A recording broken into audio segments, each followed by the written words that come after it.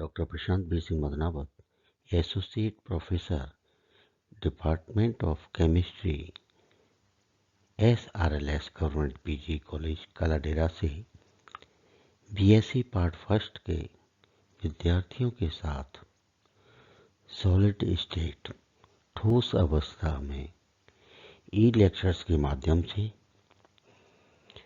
ठोसों में सममित तत्व के समकक्ष ज्यामितीय तल सममित तल पहले पिछले लेक्चर्स में आपको बता दिया गया था, लेकिन अब आज सममित अक्ष, सममित केंद्र और क्रिस्टल की आंतरिक संरचना इंटरनल स्ट्रक्चर, क्रिस्टलों में दोष, शॉटकी दोष, फ्रैंकल दोष आदि के बारे में आपसे विस्तार से विचार विमर्श करता हूं और आपका स्वागत करता हूं। द्विगुणित सममित अक्ष।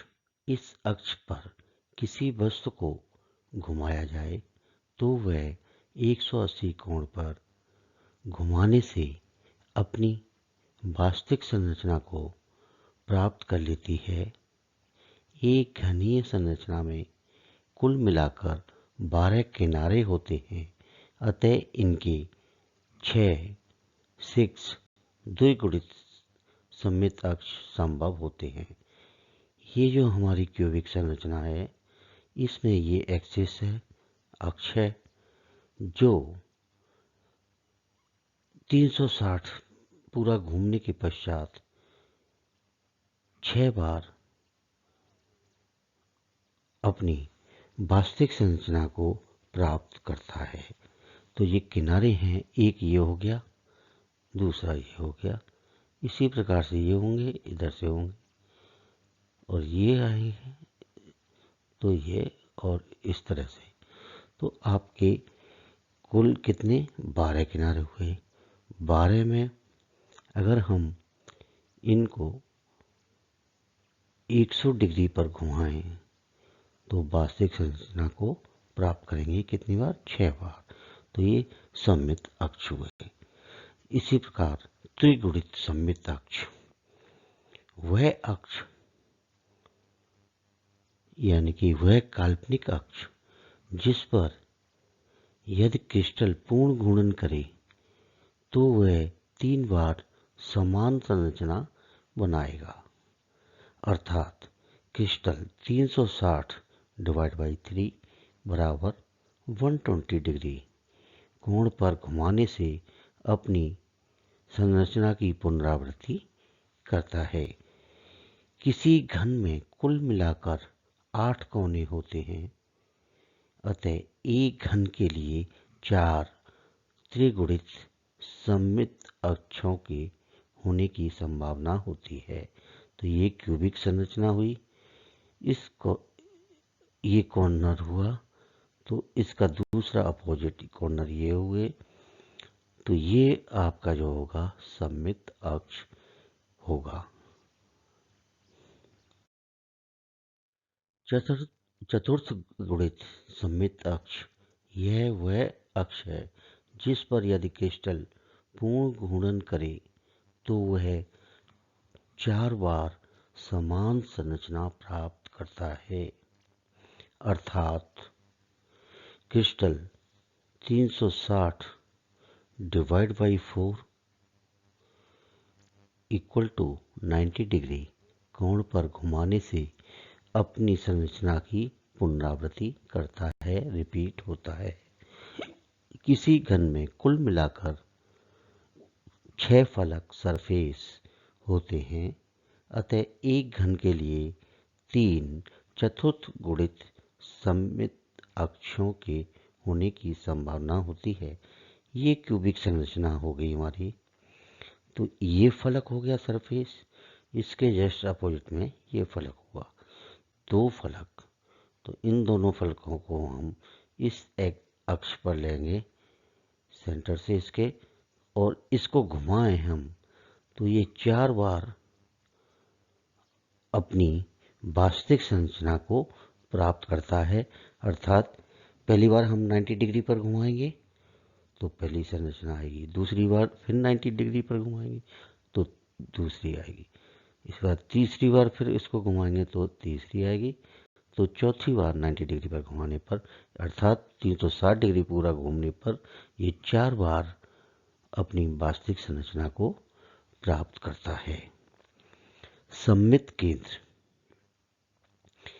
किसी वस्तु के लिए सममित केंद्र वह काल्पनिक बिंदु है जिसके दोनों ओर खींची रेखा समान दूरी पर वस्तु के समान बिंदुओं को स्पर्श करती है।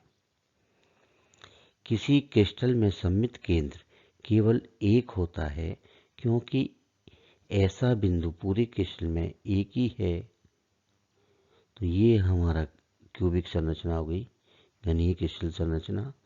इसमें हमने इस कॉर्नर से ये लिए, इस कॉर्नर से ये लिए, जहाँ ये क्रॉस हुआ वहाँ से हमने देखा। तो किसी भी फलक पर हम देखें तो वहाँ से सभी की समान दूरी होगी। तो एक घन का सममित केंद्र ये इस तरह से एक ही होगा। अतः एक घन क्रिस्टल में 23 सममित तत्व होते हैं, जिनमें से 9 सममित तल और 13 सममित अक्ष। अतः एक घन क्रिस्टल में 23 सममित तत्व होते हैं, जिनमें से 9 सममित तल, 13 सममित अक्ष एवं 1 सममित केंद्र होता है। और एक घन के लिए सममित तत्वों के समूह को बिंदु समूह ग्रुप पॉइंट भी कहते हैं। क्रिस्टल की आंतरिक संरचना। Internal structure of crystal. Crystal की आंतरिक संरचना में एक विशेष प्रकार की व्यवस्था होती है। कोई भी क्रिस्टल समांगी होमोजीनियस पदार्थ होता है। क्रिस्टल में अणुओं, परमाणुओं अथवा आयनों की क्रमबद्ध रूप से व्यवस्थित होने पर जो एक सूक्ष्मतम न्यूनतम इकाई बनती है, वह क्रिस्टल की इकाई कोशिका यूनिट सेल कहलाती है। किसी क्रिस्टल की इकाइयों की नियमित व्यवस्था को त्रिविम जालक अथवा क्रिस्टल जालक कहते हैं। किसी क्रिस्टल की एक इकाई कोशिका में पदार्थ के अणु, परमाणु अथवा आयनों इस प्रकार से व्यवस्थित होते हैं कि उस इकाई कोशिका का ज्यामितीय आकार नहीं होना चाहिए, जो पूरे क्रिस्टल का होता है। जैसे क्रिस्टल घन आकार का है तो क्रिस्टल की प्रत्येक इकाई कोशिका का आकार भी घन होना चाहिए। यहाँ पर हम देखें, ये हमारे अणु कह लो, परमाणु कह लो, आयन कह लो, इनमें से अगर हम देखें तो ये हमारा एक घनाकार क्रिस्टल की इकाई कोशिका है। और इसी प्रकार से अगर हम ये देखें, यहाँ पर ये मॉलिक्यूल्स वगैरह हैं, तो ये एक नताश क्रिस्टल की इकाई कोशिका कहलाती है। यहाँ क्वेश्चन लेके चले हम एक, क्रिस्टलों में जालक दोष कौन से हैं, समझाइए। इस प्रश्न का आंसर इस प्रकार है। ऐसा क्रिस्टल जिसमें समस्त आयन बिना किसी दोष के अपने निर्धारित स्थान पर व्यवस्थित हों, उसे पूर्ण क्रिस्टल, कंप्लीट क्रिस्टल कहते हैं। लेकिन